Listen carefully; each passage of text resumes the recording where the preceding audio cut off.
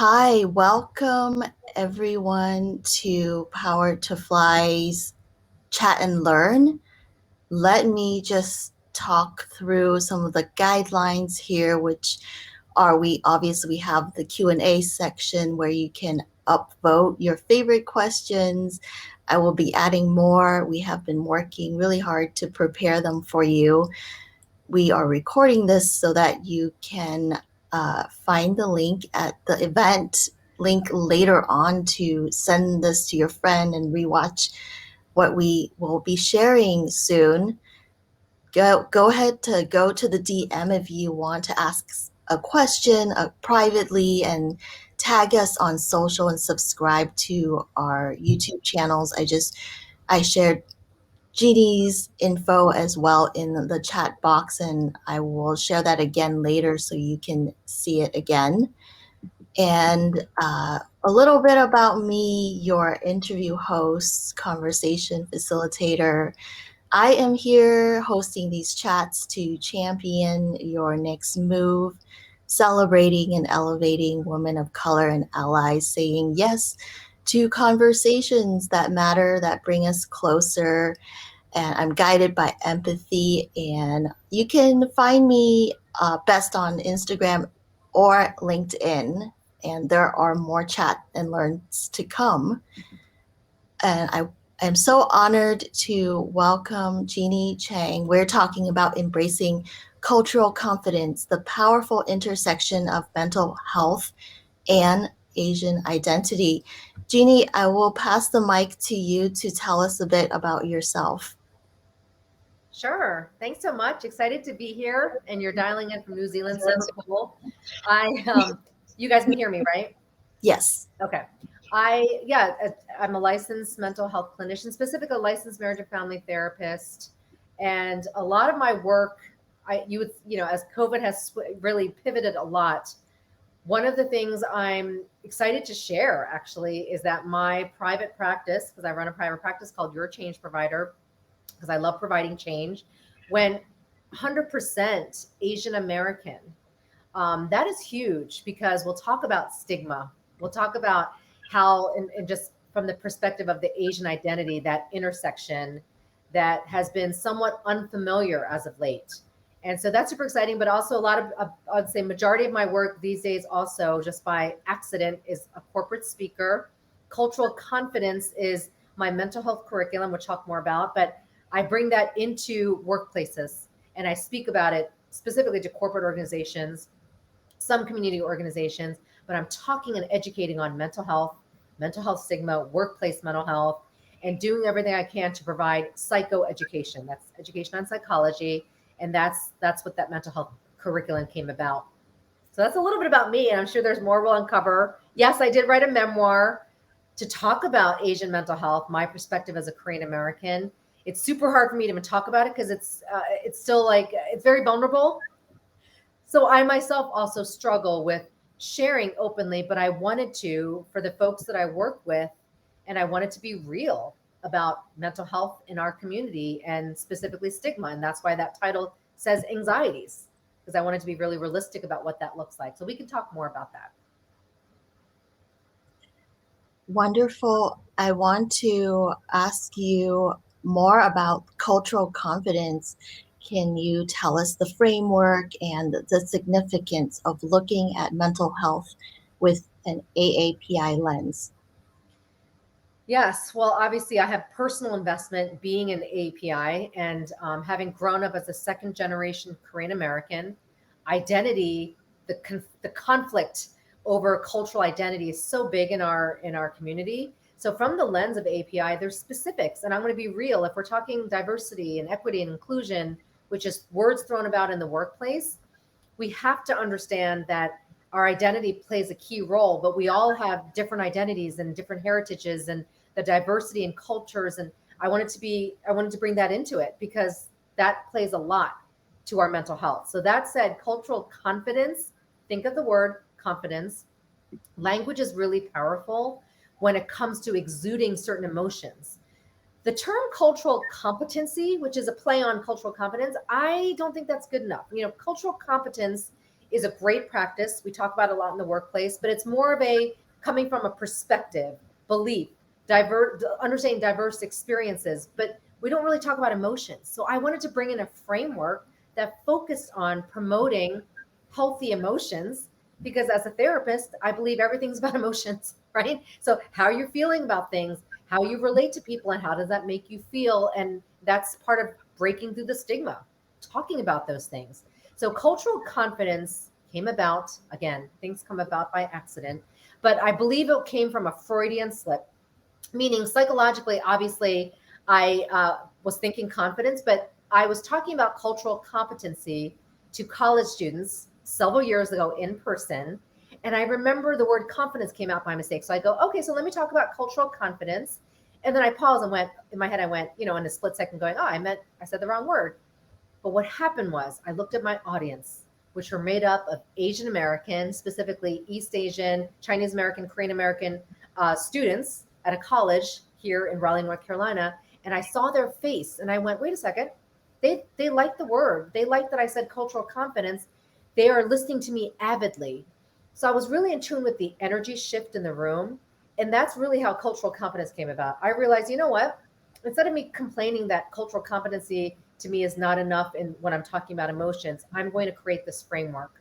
And this framework intersects four key elements that I see consistently in my work. Mental health, obviously, but that doesn't overarch everything.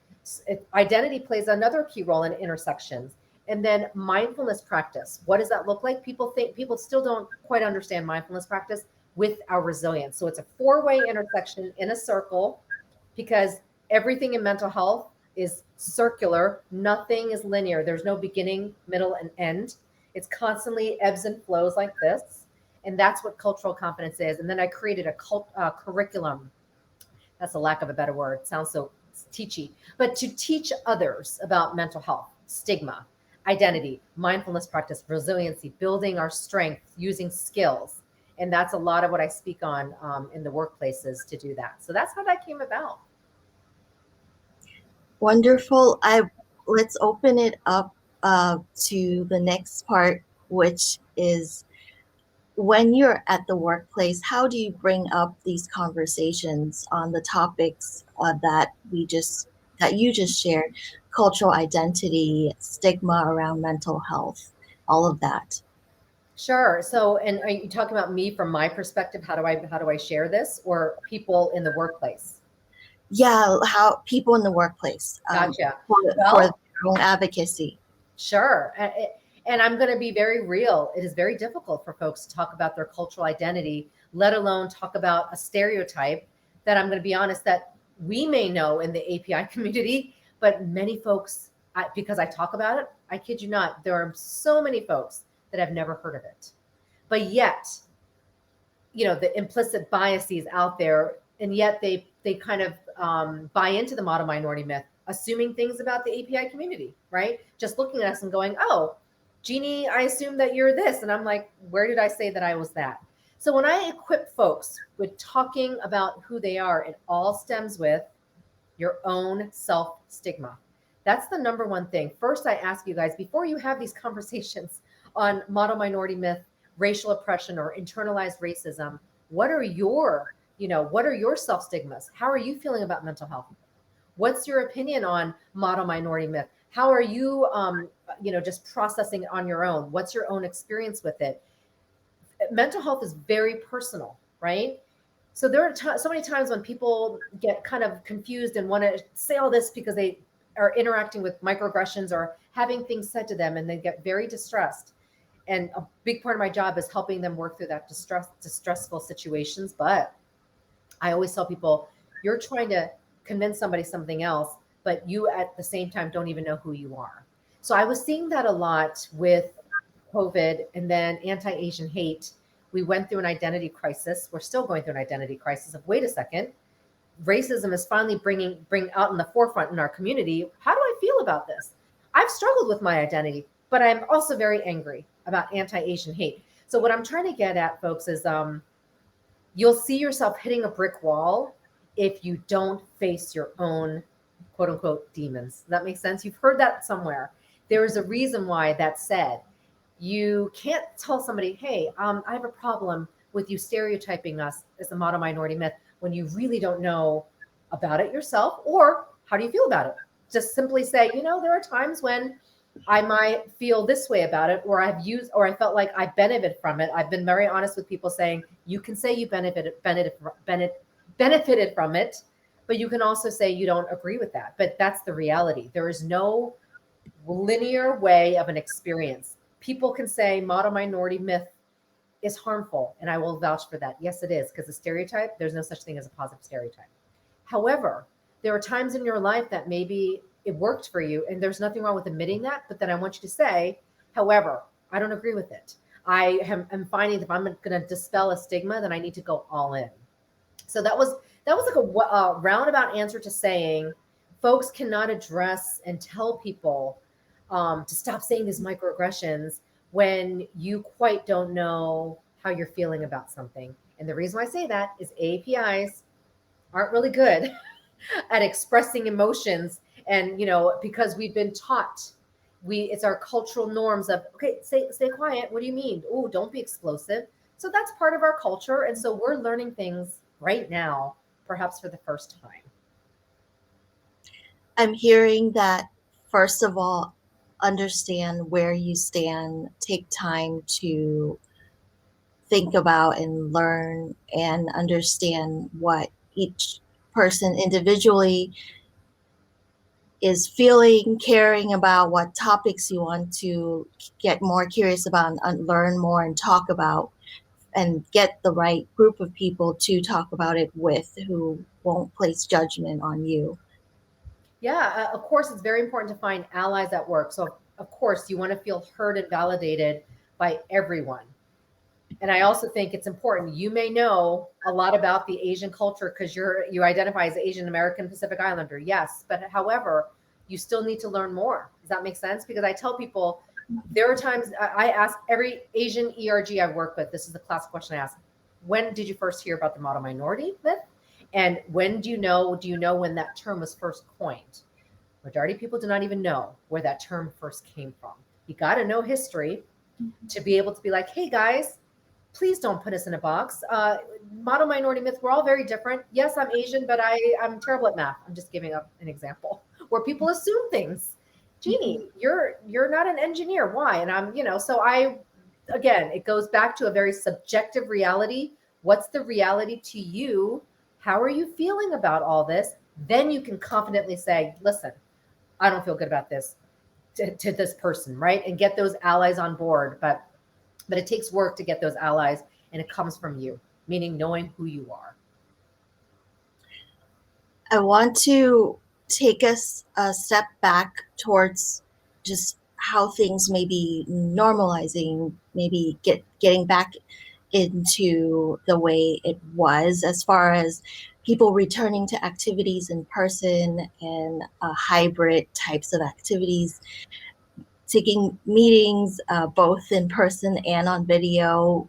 What do you foresee as challenges we should pay attention to help us keep going? I like to be real, hence the title of my book, A's for Authentic. I'm going to be authentic here. We are in for a big change. Just as we were in for a big change when COVID was what? March of 2020. We all went into lockdown or, work at home, and it was a huge deal, right? It was traumatic for everyone to, come back home. Some people liked working from home still, but you're thinking school is at home. Everything has shifted. That is actually going to still be the case when we go back. We want to go back. But after 14 to 16 months of trauma, of COVID, Black Lives Matter, George Floyd, anti Asian racism, our current climate, political current climate, whatever has happened, we went through a lot in 2020 to 2021. I'm going to say that we are not the same. So do not expect it to be a quick, easy transition. It can be, and that's great. But what I'm asking you is to be real and be like, okay, a year ago or 14 months ago, I hated wearing the mask. Now I feel like uneasy not wearing the mask, right? I'm hearing that a lot. People are like, what? We don't wear masks anymore? So that just tells you that the change is going to be hard. And this is actually a term in psychology. The first response to change is resistance. So know that as we change, we're going to be like, what? This is what we wanted, but this isn't working. So it's okay that things, what I'm trying to get at is I'm validating our stress and anxiety at this time. And it may last just like it lasted for a while with the beginning of COVID. But do you know that we got pretty used to COVID? Meaning we got used to working from home, doing these virtual calls, not seeing people, and wearing masks and being extra cautious. So when we transition back, yes, we can take our time going, wow, I don't need to wear a mask. Wow, I can trust being closer enough to this person or be in a boardroom with 10 people. It's okay. But just know that stress and anxiety is normal. And a lot of people, I want to say, don't like feeling that, but I'm going to be real. Stress is a part of life. There's no such thing as no stress. People would love for me to say that as a therapist. I'd be like, no, no, I'm not going to say that. However, there are ways that you manage it well. And we could talk more about that, Katy, but you can learn to manage stress so well that you're not stressed. And you go, wow, I just got through that situation. Oh my gosh, I got through it pretty well. I managed my stress okay. But you're never going to say, yeah, can I just not be stressed? No, no such thing. Mhm. Okay. I'm hearing you. I think it's going to take time to readjust and be honest, be truthful. Best policy. Okay. Yeah, we're going to talk about leaders, but let's be real. When you had to pivot, you're going to have to pivot back, but pivoting back will not look the same because we're not the same, number one. But number two, we went through a health pandemic. So new rules will have to be set. Does that make sense? Maybe more virtual remote working, maybe a mix of the days of going Monday through Wednesday and work, whatever I'm hearing that organizations are really shifting and being a little bit more flexible. That is the key, flexibility and seeing what works and what does not work. You're not going to have all the answers. And people are a little bit stressed out going back because, it's a little bit daunting. Mhm. Oh, okay. I want to know, how can I protect myself from these uncomfortable feelings, stress, fear, anxiety at the workplace? I mean, this question came from someone who had challenging communication with certain team members, but just in general, those feelings come up with other for other reasons and narratives. So how can I protect myself from these uncomfortable feelings? Sure. So I think there is a way to, I like the word protect because I think that's important. That might be boundaries that you're going to put in place. But I will say, just know that the stress and then the fear and anxiety is valid. My job is always to validate. So, and I'm going to be real. When I said trauma in COVID, I literally meant it, but there's also racial trauma that a lot of us have experienced. Not just APIs and not just blacks, believe it or not, but there's everywhere racial trauma because so much came out this year and seeing things in the media that we were like, what? And talking about things perhaps for the first time. So you can be traumatized, not necessarily directly, meaning something doesn't have to happen to you directly for you to be traumatized. Katy could tell me a story and it could be so real to her. And I hear it and be traumatized because I relate to it or be like, oh my gosh, I envision this. That's trauma and that's real. So when people are saying challenging communication across the board, even though the other person doesn't look like they're challenged, I guarantee there's some sort of, and that's my lens. I come from a trauma informed lens, meaning somewhere along the way, all of us have experienced some trauma. And trauma just simply means a distressful, disturbing event. It could be honestly a workplace, job situation that's traumatic. Don't underestimate those. To a breakup, to a natural disaster, and to a horrific event like the Atlanta killings. Does that make sense? So whatever you see as traumatic is traumatic to you. The best way to protect yourself is to practice daily mental health hygiene. We are so good about our physical hygiene. You know what I mean? Exercising, I don't know, doing the little basic things that we're like, oh, I got to do this every day. But our mental health kind of takes a back seat. Even in COVID, we're like, oh, mental health. Oh, I'm in crisis. Now I need mental health. Mental health is important all the time. It's the health of your mind. It helps you physically.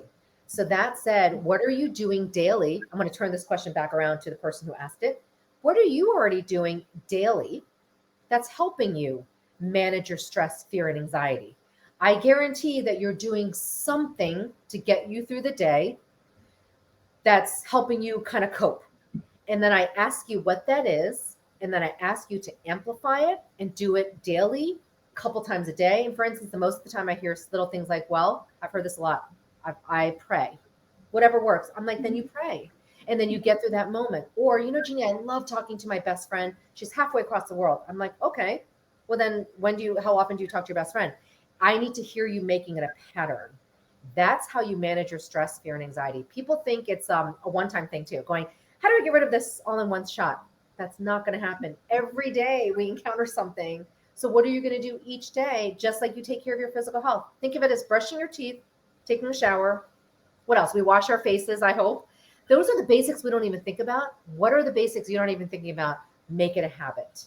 So that is, the way I approach mental health is a daily practice to build your resilience. That is the concept of mindfulness. Each day, what are you doing to help you, to guide you, to get you through the day? Then tomorrow's a new day.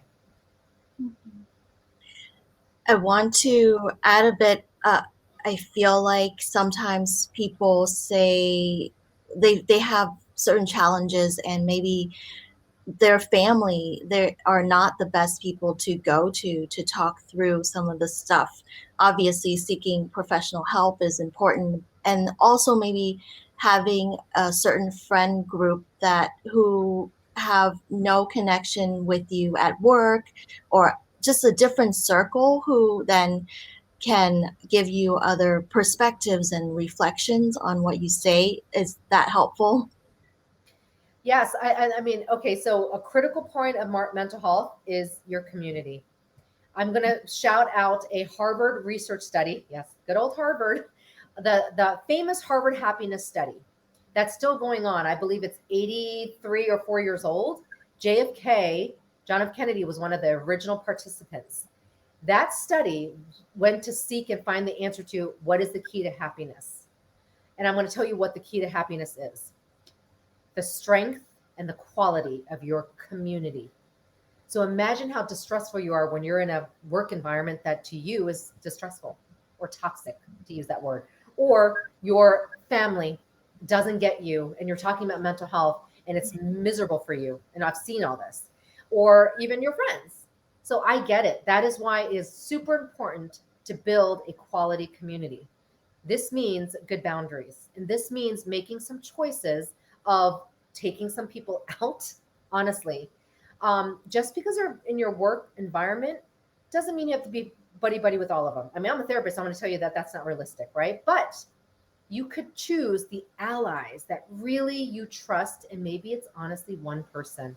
Remember, I said quality, and we hear that all the time. Quality over quantity. It's so true with your mental health. Have 10 people that don't help you, but have one person that helps you. That will carry you through.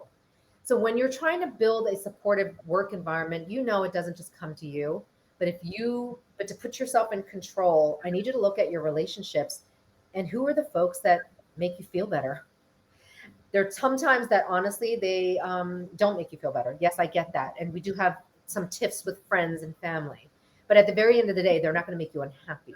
But if some people are making you unhappy, I ask you to get out. I ask you to actually to figure out a way where you don't converse with them, or you figure out a way to separate even at work. Even if it's your same team member, you know that you could talk to other team members, include that person, but just now, okay, we're just going to have a teammate situation and that's it. But I have three other friends on the team that I will talk to and they understand my Asian identity or what I'm going through. So I want to say that. But the other thing is this: you don't have to be completely upfront about everything at work. Sometimes it's not a safe space. And I will say that could be sad, but that's okay. Then your safe space may be somewhere else, and get that safe space somewhere else so you can get through work.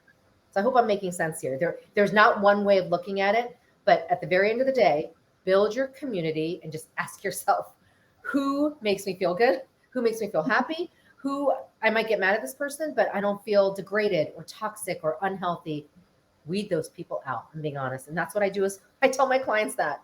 I'm like, how can we weed this person out for you? Because it's just not healthy.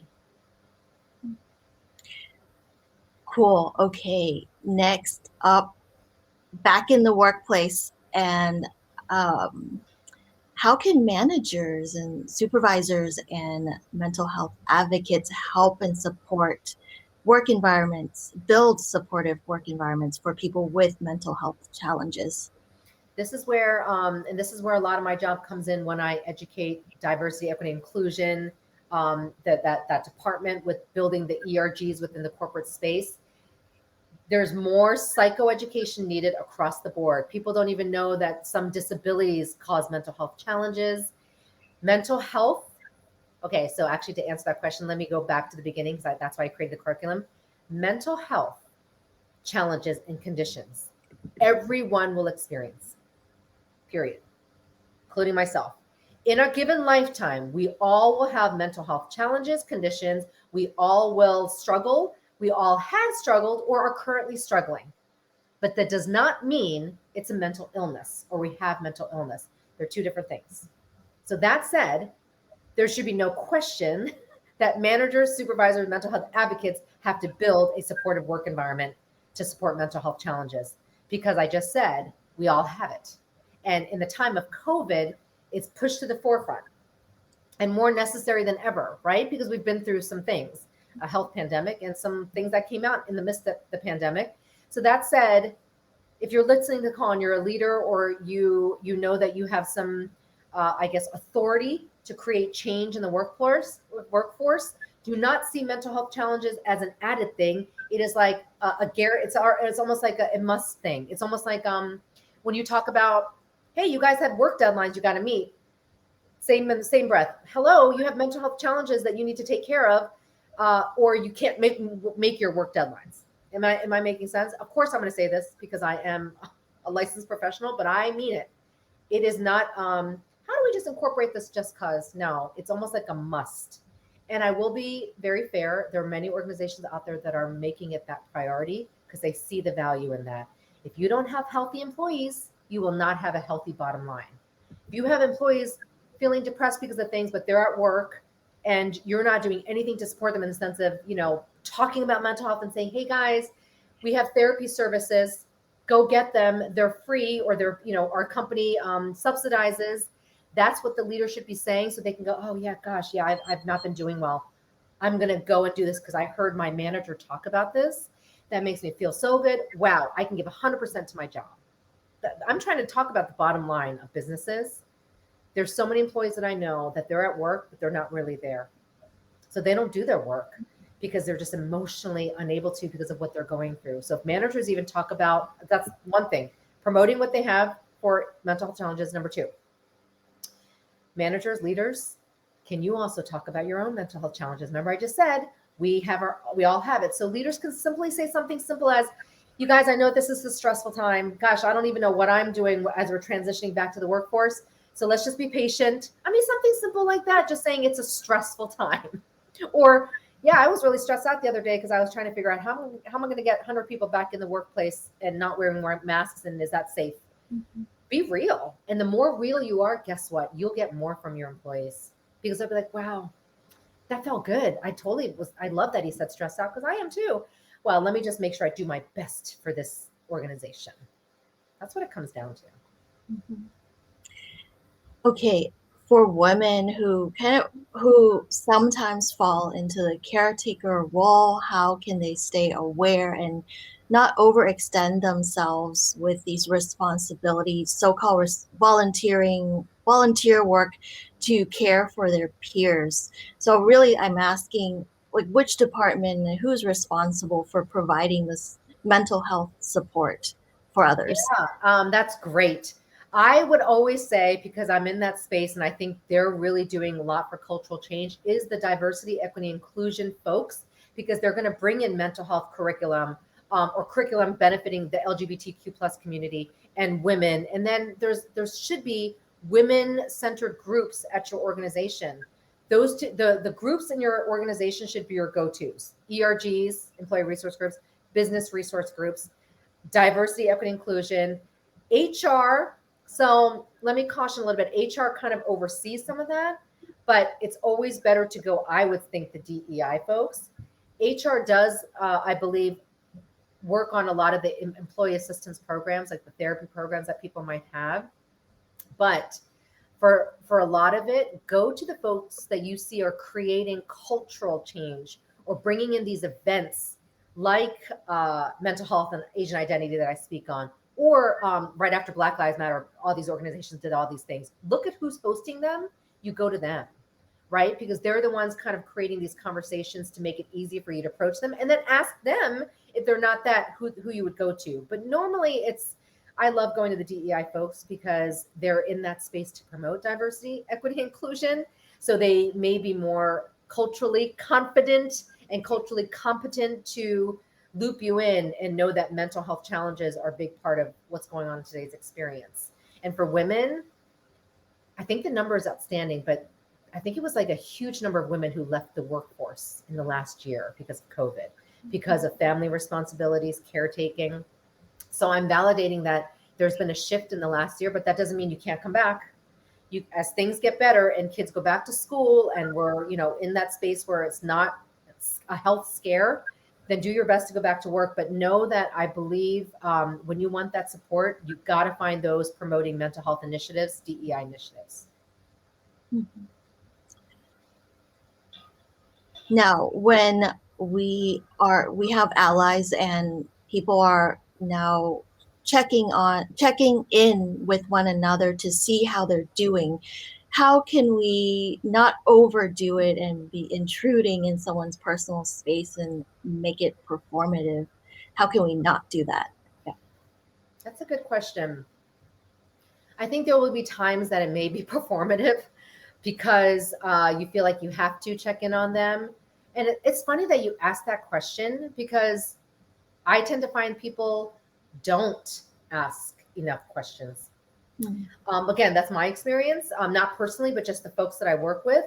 So usually I answer the question like, how can you check in on each other by asking open-ended questions and affirming one another. So I'll start there. If you already feel like you're not getting asked those questions, you can always lead by example. Someone's got to get off the hamster wheel, right? So if there's two hamsters in a wheel and then one jumps off, the one other one keeps going. But for the wheel to stop, two people have to jump off, but one person jumps off first as an example. So that might be you. And if that's you, then if you want people to ask you questions, you could ask them questions first, saying, what's it like experiencing a stereotype? I'll give an example of a stereotype I hear a lot. The angry Black woman. I hear this a lot in the work. What's that like? I've had folks tell me that they've asked directly to their female Black peers and how it has opened up enriching conversations. Because in the same breath, they're like, hey, what's that like that your stereotype? What is your stereotype? And someone talking about, yeah, people just assume that I'm fine or that I have no problems or I just want to be an engineer for the rest of my life when I have some, that kind of thing. This is model minority myth. If you want the realness, you've got to show it first.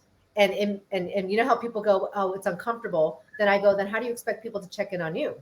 Right? It's like, if you want them to check in on you and ask these uncomfortable questions like, hey, how did the Atlanta incident, how was that for you? Gosh, that must have been really difficult. You saw all this. What's anti-Asian hate been like for you? Those are challenging questions. Have you asked those challenging questions? That's what I say to folks. I try to hold you accountable because many times people come in and they see their side, and you should see your side because that's your reality.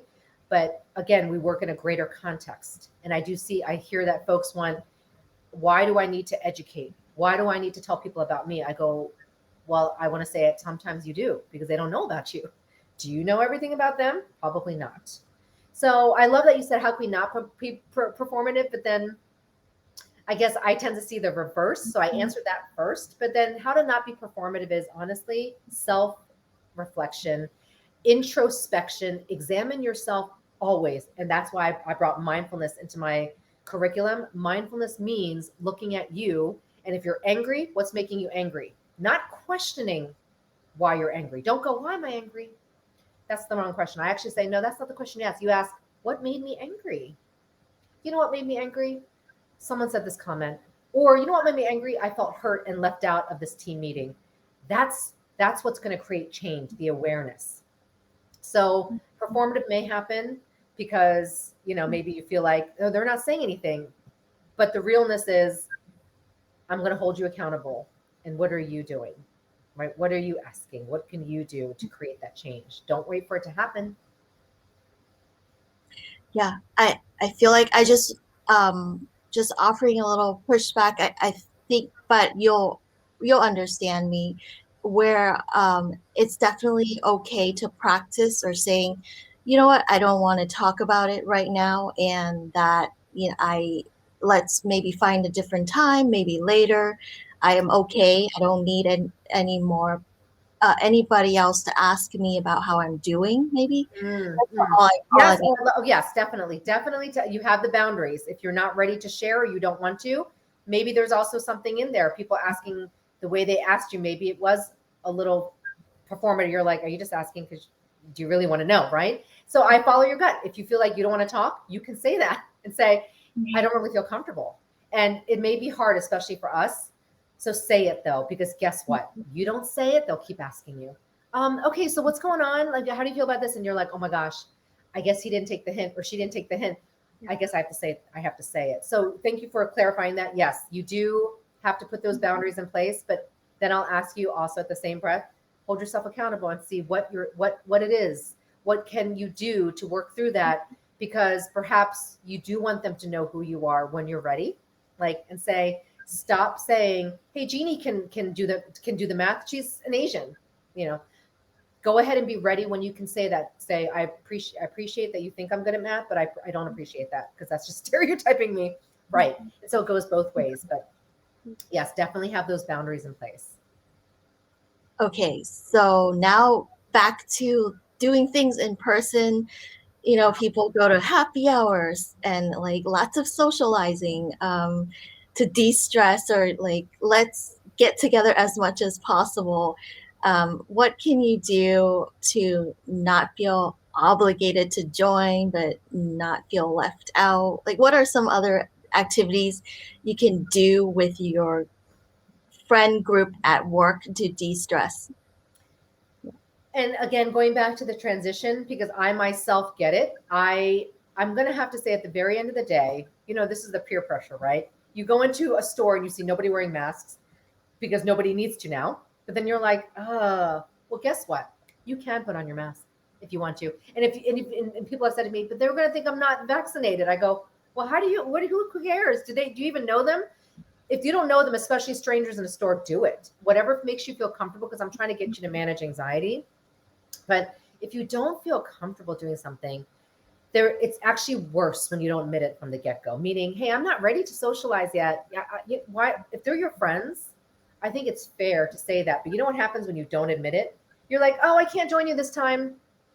Then they keep asking, and then it gets aggravating when you say no. Then they stop asking. Does that make sense? But if you actually say, oh my gosh, I really want to join, can you just FaceTime me when you're there? I'm just a little nervous, or I don't want to join yet. I think I want to go more. I'll go in August when I feel more comfortable, whatever that is. Be upfront. I think one of the things our community doesn't do well is just doesn't express that because they don't want to hurt someone's feelings or cause conflict.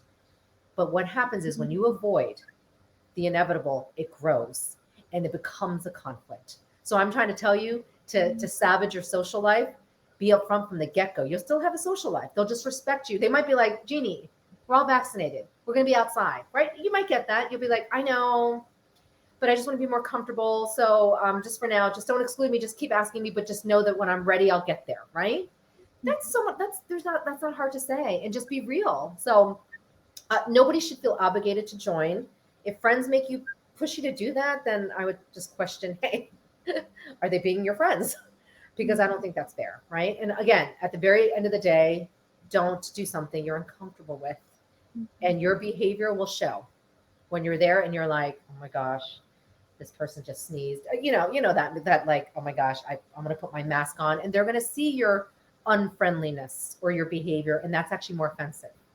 So always better to be honest, be authentic, and just know that the closeness you have with folks should shine through. If that makes sense.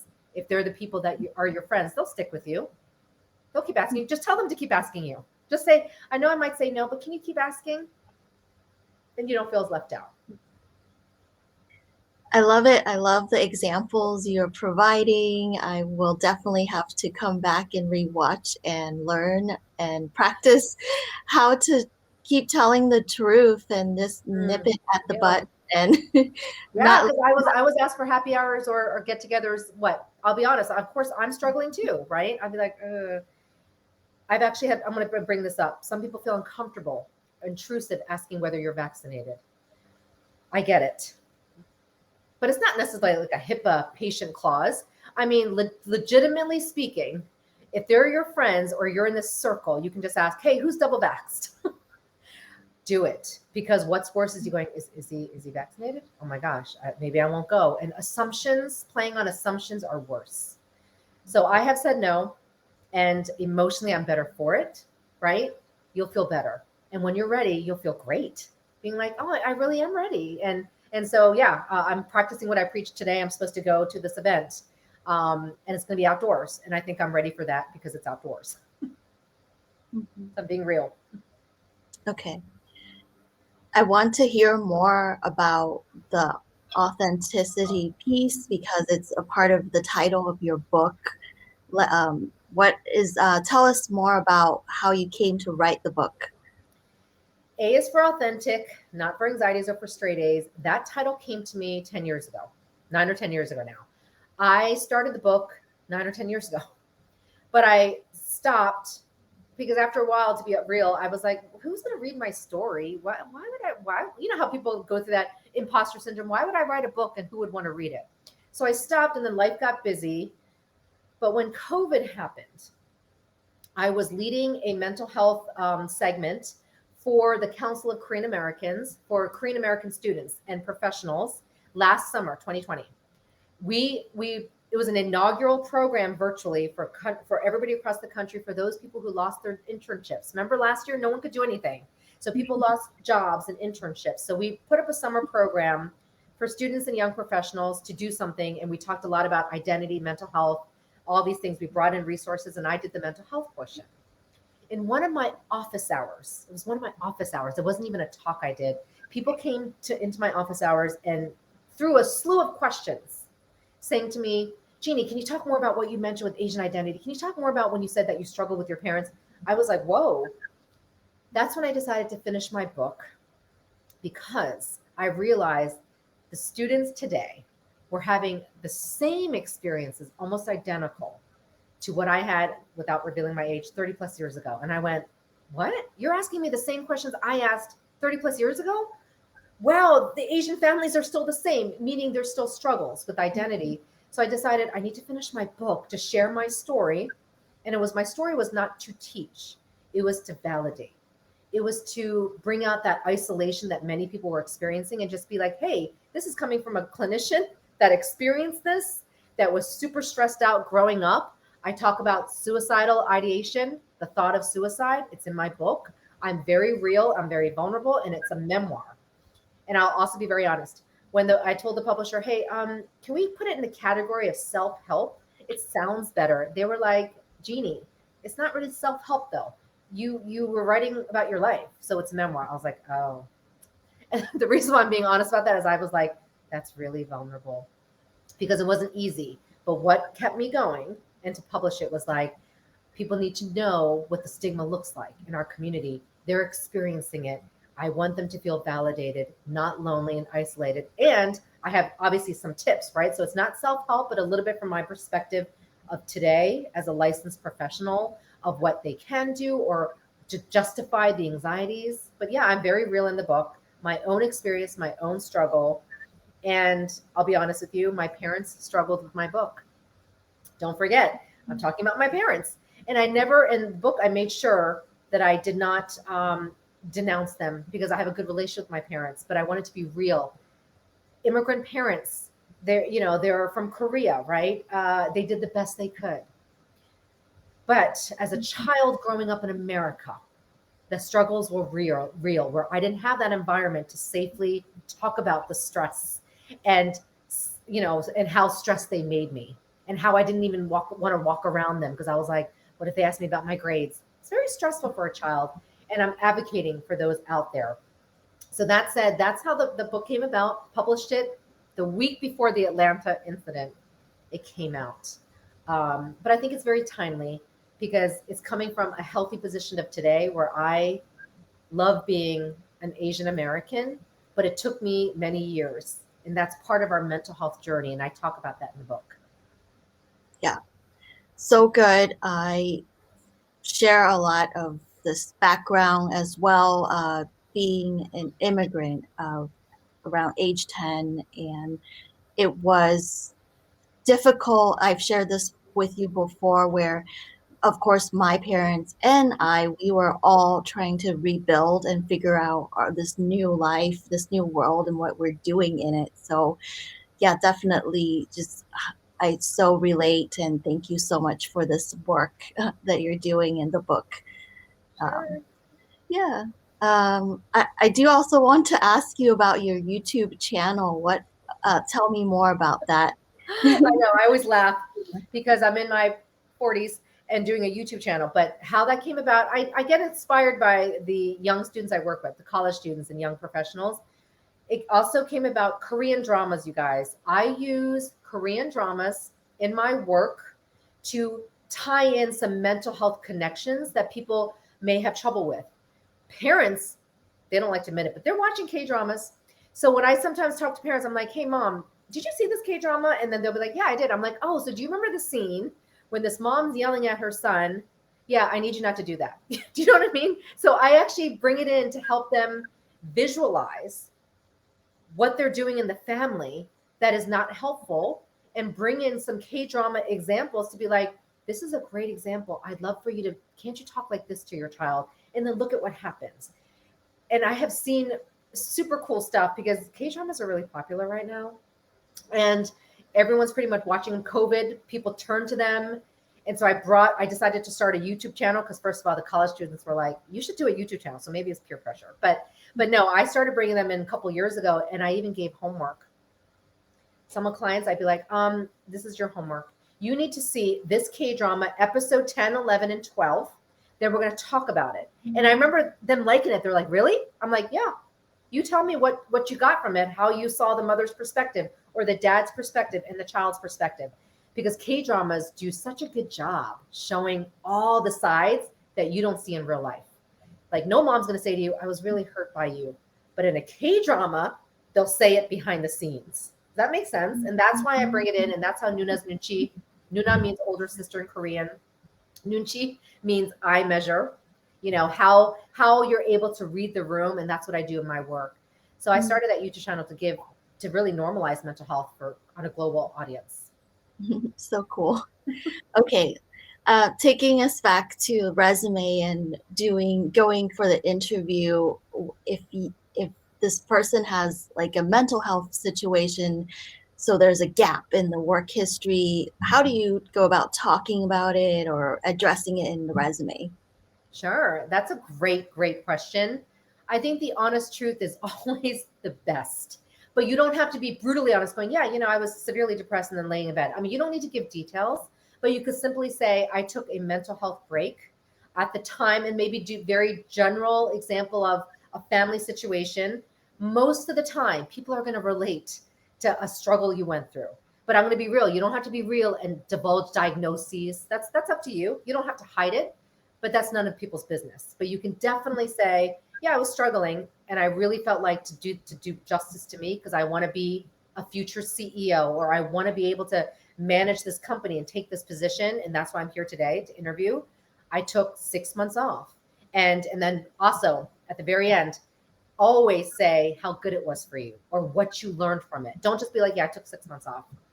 No, you say it did a tremendous amount. Since then, I have been able to focus, or since then, I have found that I'm a better manager. And that's why I'm applying for this role.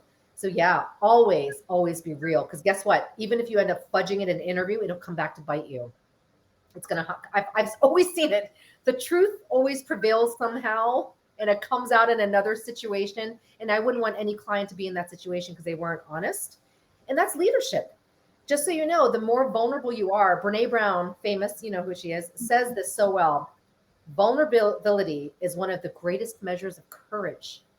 So the more you can, and I'm not saying you weep and say this, you just say, I was struggling. and I had to do this. That takes courage and that will shine. And that's just my perspective. And I believe that, you know? So, yes, explain, be real, but you don't have to tell them all the information. Mm-hmm. So good. And also you're telling us how what we learned from it, what the lessons were, and how we are better now and more Yeah. ready. Yeah. I always say the why, saying, I took it off because of this and I wanted to be this. And that's why I'm applying for this job today. And I'm so glad. In fact, I feel like I could start my own company because I took 6 months off. Yeah. That's how you end. So they hear that going into the next question, right? Mm-hmm. What are the best places for people to go to get mental health resources? Yes. Well, I'll start off with at the very end of the day, I don't want to destigmatize therapy. I'm sorry, I want to destigmatize therapy, right?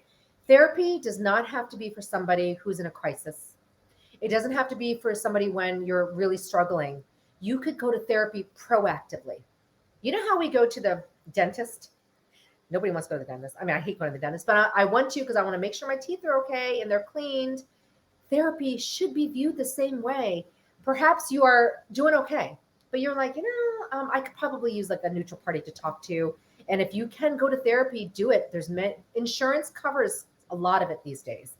It is about taking care of yourself, being protective of your well-being. So be proactive. Don't just go because you're in a crisis. That's number one. Number two, where can you go for resources? The Asian Mental Health Collective. I happen to be on their board. They have a massive directory of therapists that are AAPIs. So I really highly, if you want, representation does help. Someone who is an API who understands your culture, who understands the struggles, who understands intergenerational stressors, right?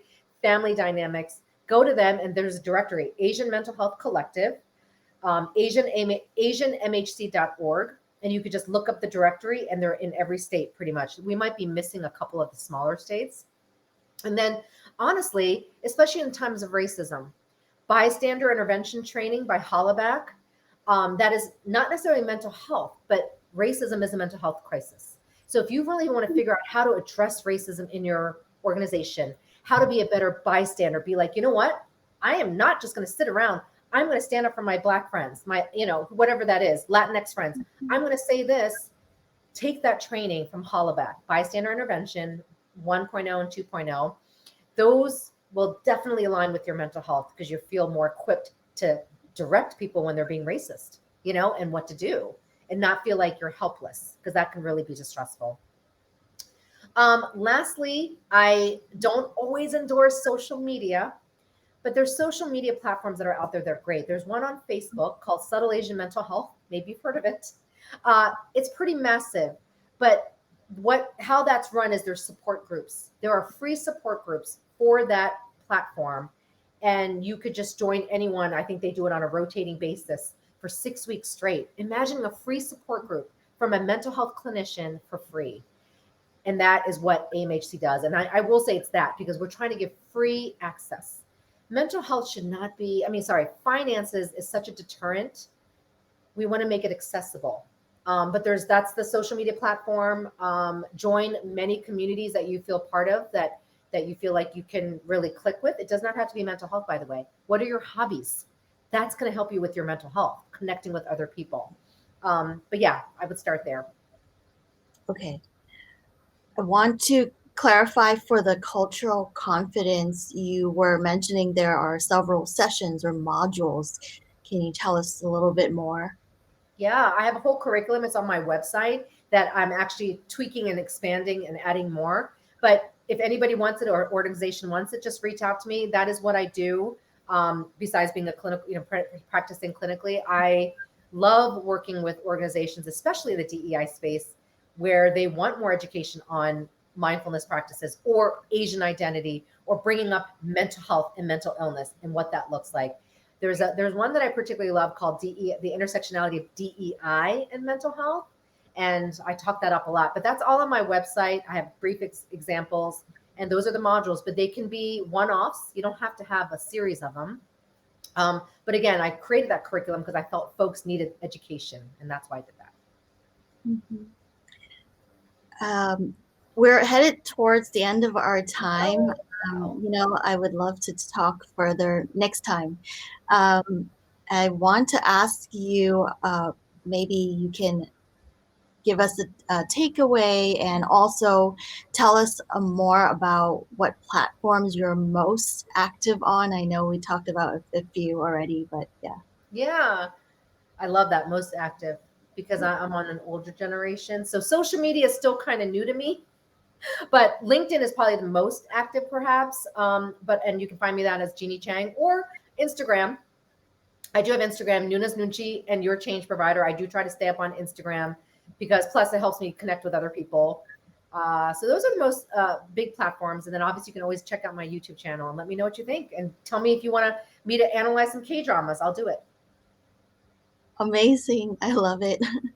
I just want to say a big thank you to you, Jeannie. I am so touched that you agreed to come and do this talk with me and that we had this time to hang out and chat and talk about all of this important things together. Would love to have you back, and Of course. thank Thank you. you for having me. Yeah. Thank you to the audience for submitting questions and spending time with us. Have a beautiful day, everyone. Thank you so, so much. Bye Bye, for Katie.